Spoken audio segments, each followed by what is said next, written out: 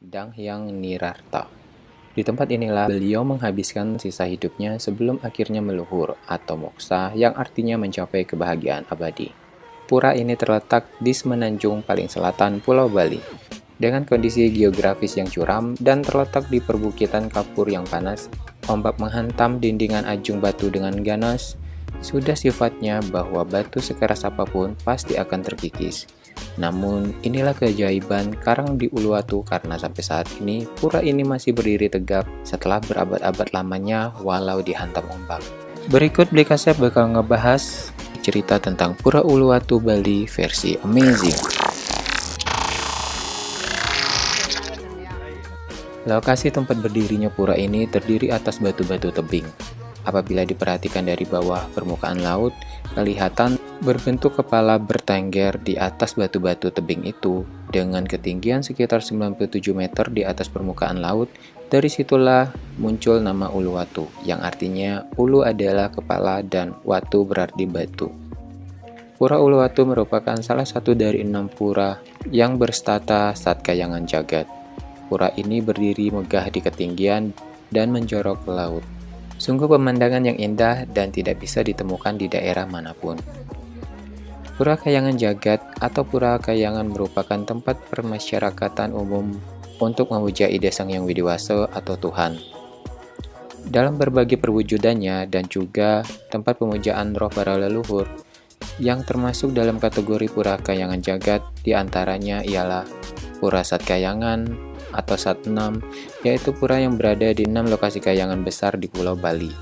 Pura Satkayangan terdiri dari Pura Luhur Uluwatu, Pura Lempuyang, Pura Gowalawa, Pura Watukaru, Pura Bukit Pengalengan, dan Pura Besaki. Pura Satkayangan diyakini sebagai sendi spiritual Pulau Bali atau pelindung pemberi berkah dan keselamatan dan merupakan pusat kegiatan keagamaan. Pura bersejarah ini berada di wilayah Desa Pecatu, Kecamatan Kute, Kabupaten Badung. Di depan pura terdapat hutan kecil yang disebut Alas Kekeran, berfungsi sebagai penyangga kesucian pura yang ditinggali Ratu Kera Abu-Abu. Pura Uluwatu memiliki beberapa pura pesanakan, yaitu pura yang erat kaitannya dengan pura induk. Pura pesanakan itu adalah Pura Bajurit, Pura Prerenan, Pura Kulat, Pura Dalam Selonding, dan Pura Dalam Pengleburan. Masing-masing pura ini mempunyai kaitan erat dengan Pura Uluwatu, terutama pada hari-hari piodalannya.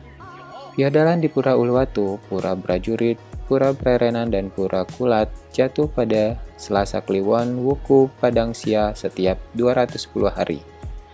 Persembahyangan di Pura Uluwatu ditunjukkan kepada Dewa Rudra. Menurut cerita sejarah Bali, sekitar tahun 1489 Masehi, datanglah seorang Purohita ke Pulau Bali. Purohita adalah sastrawan dan rohaniawan yang bernama Dang Hyang Dwijendra. Dang Hyang Dwijendra adalah seorang pendeta Hindu kelahiran Kediri, Jawa Timur, atau Kerajaan Majapahit. Dyang Dwijendra pada waktu Walaka bernama Dyang Nirarta. Beliau menikahi seorang putri di Daha, Jawa Timur. Di tempat itu pula beliau berguru dan didiksa atau pemberkatan oleh mertuanya. Dyang Nirarta dianugerahi Biseka Kawihon dengan nama Dyang Dwijendra. Setelah didiksa, Dyang Dwijendra diberi tugas melakukan Dharma Yatra sebagai salah satu syarat Kawihon. Dharma Yatra ini harus dilaksanakan di Pulau Bali dengan tambahan tugas yang sangat berat dari mertuanya, yaitu menatap kehidupan adat dan agama khususnya di Pulau Bali. Maka dari situlah diyakini bahwa selain Pura Satkayangan yang termasuk dalam kategori Pura Kayangan Jagat adalah Pura Dang Kayangan, yaitu pura yang dibangun oleh pimpinan spiritual pada masa lalu.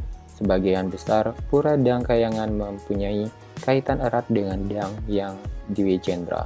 Dalam kisah sejarah itu pula diceritakan bahwa pada saat Dang Hyang Dwijendra melaksanakan tugas suci dari sang mertua itu terjadi pada zaman pemerintahan dalam Watu Renggong, sekitar tahun 1411 Saka atau 1489 Masehi. Sedangkan tugas yang sedang dilaksanakan oleh Dang Hyang Dwijendra tersebut dikenal sebagai proses yatra atau perjalanan spiritual yang menempuh rute dengan mengelilingi Pulau Bali sampai ke Nusa Penida dan Lombok. Di beberapa tempat yang disinggahi, dibangunlah beberapa pura termasuk Pura Luhur Uluwatu yang menjadi akhir dari yatra sang pedanda asal Majapahit tersebut. Di balik kisah sejarah dan keluhuran atas keberadaan pura ini, banyak keindahan yang mempesona dari sisi pemandangan alamnya, seperti keindahan panorama pantai Pecatu siang hari di kaki tebing Pura Luhur Uluwatu, menikmati pemandangan sunset dari balik tebing yang menawan hati dan membuat siapapun yang akan semakin mengagumi keagungan sang pencipta alam.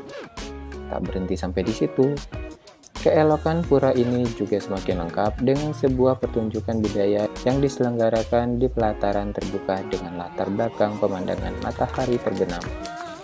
Pertunjukan tari kecak biasa ditampilkan di tempat ini. Tarian yang sakral dan atraktif ini dibawakan oleh 70 penari laki-laki bertelanjang dada yang menceritakan kisah Rama dan Sinta dan Ramayana. Sebuah perjalanan spiritual yang tidak sia-sia dari seorang sastrawan dan rohaniawan Majapahit di Pulau Bali. Itulah dibalik cerita tentang Pura Uluwatu Bali versi Amazing. Jangan lupa buat kasih like dan komentarnya kalian, dan juga jangan lupa buat subscribe channel Pikasik Krisna, dan juga jangan lupa buat aktifin loncengnya biar kalian tidak ketinggalan informasi-informasi menarik lainnya yang ada di dunia ini versi Amazing. Sampai jumpa.